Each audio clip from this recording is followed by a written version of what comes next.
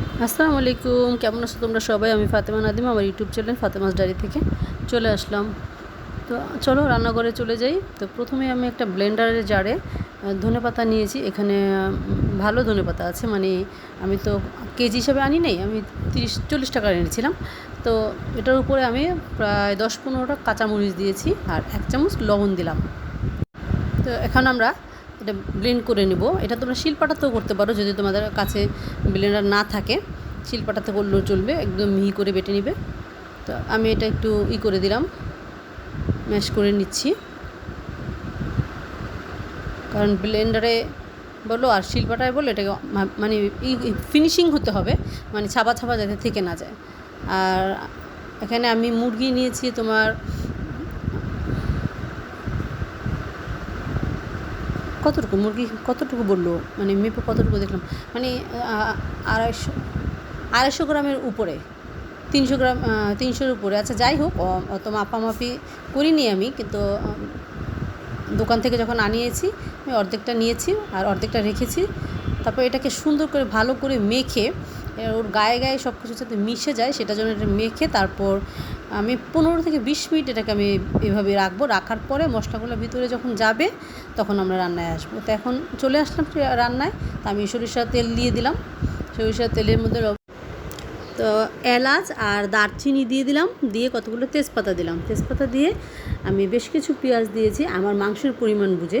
এখন তোমরা কতটুকু নিবা সেই অনুপাতে সব কিছু একটু একটু বাড়িয়ে বাড়িয়ে দিবা, যদি বেশি নাও, আর যদি কম নাও তাহলে আমি যা দিয়েছি তার থেকে একটু কম কম দিবা। আর রান্না করতে গেলে নিজেরই একটা আন্দাজ থাকে যে এতটুকু মনে হয় লাগতে পারে। তো এখন আমি আদা দিয়ে এটাকে ভালো করে কষাচ্ছি, ভালো করে কষিয়ে নিচ্ছি। তারপর আমি একটু ভালো করে কষিয়ে নেব, ভালো করে কষানো হোক এই পর্যন্ত আমরা ওয়েট করি। তো কষানোর পরে আমি মাংসটা দিয়ে দিচ্ছি, আর এটাতে একটু মানে পানি দিব না, পানি ছাড়া একদম ভাজা ভাজা করব, তেলের মধ্যেই ভাজা ভাজা হবে। মাংস থেকে যেই পানিটা ছাড়বে, মাংস থেকে পানি ছাড়বে, লবণ আছে, সব কিছু মিলিয়ে ওখান থেকে যেই পানিটা ছাড়বে সেই পানিতে মাংসটা আমি রান্না করব এবং ভাজা ভাজা করব। তো ততক্ষণ পর্যন্ত আমার সাথে থাকো, আমার ভিডিওটা দেখো। আর আমার ভিডিওটা যদি ভালো লাগে অবশ্যই একটা লাইক কমেন্ট করে দিবা আর শেয়ার করে দিবা তোমাদের বন্ধুবান্ধব প্রিয়জনের কাছে। আর আমার একটা পেজ আছে, সেই পেজ থেকে যদি দেখে থাকো পেজটাকে ফলো করে দিবা। পেজ একই নামে, আমার ইউটিউব চ্যানেল ফাতেমাস ডায়েরি, পেজটাও আমার ফাতেমাস ডায়েরিতেই। ঠিক আছে আপুরা?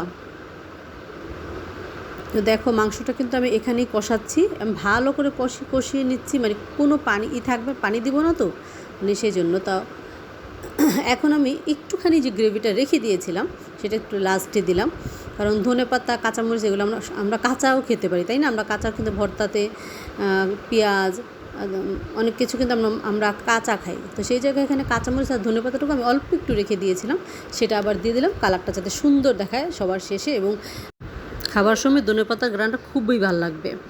তো এখানে মাছ ভাজা বসিয়ে দিলাম। তো মাছটা ভাজবো আজকে, মাছে কোনো তরকারি রান্না করবো না, শুকনা মচমচে করে ভাজাটা খাবো। তো সেই জন্য মানে ভাজা খেলে আমি মাছটাকে একদম মচমচা করে ফেলি, সেই জন্য ভাতটা মচমচা করবো। আর চিকেন তো রান্না করলামই। আল্লাহ হাফেজ।